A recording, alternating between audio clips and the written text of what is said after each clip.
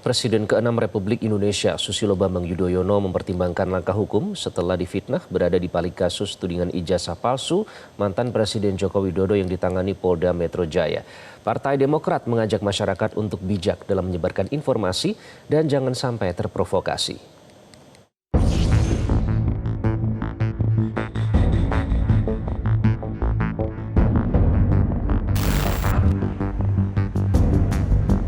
Belakangan kembali muncul isu Presiden ke-6 RI Susilo Bambang Yudhoyono dituduh terlibat dalam isu kasus tudingan ijazah palsu mantan Presiden Joko Widodo.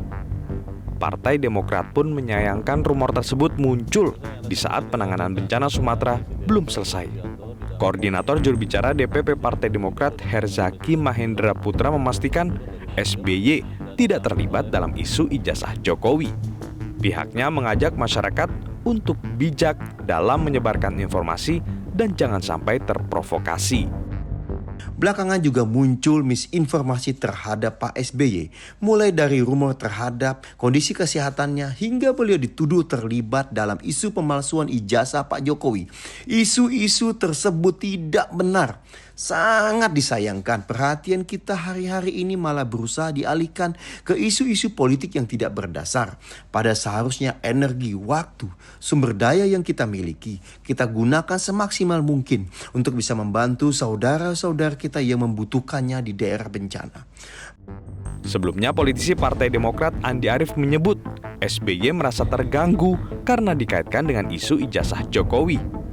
Andi Arief bahkan mengatakan SBY mempertimbangkan langkah hukum terhadap pihak yang menyeret namanya di isu ijazah Jokowi.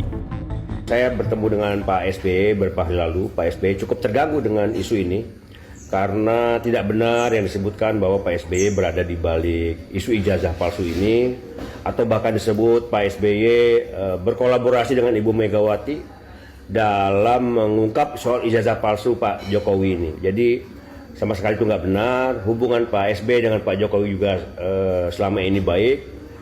Kalau juga tidak dihentikan, ada kemungkinan Pak SBY akan mengambil langkah hukum, akan dengan pertama memberikan somasi kepada orang-orang yang sudah membuat fitnah tersebut dan terbuka kemungkinan untuk menempuh jalur hukum. Pada Juli tahun lalu, Jokowi sudah membantah telah menuduh Presiden ke-6 Susilo Bambang Yudhoyono sebagai orang besar di balik tuduhan ijazah palsu. Jokowi saat itu menegaskan bahwa orang besar itu bukanlah SBY. Enggak ada. Saya nggak pernah berbicara masalah warna. Artinya orang besar itu Pak Jokowi nggak mengetahui ya? Bukan nggak mengetahui, saya sampaikan ada orang besar yang membackup. Tapi sekali lagi jangan ada yang merasa tertuduh, apalagi sekelas Pak SBY. Beliau adalah negarawan yang baik.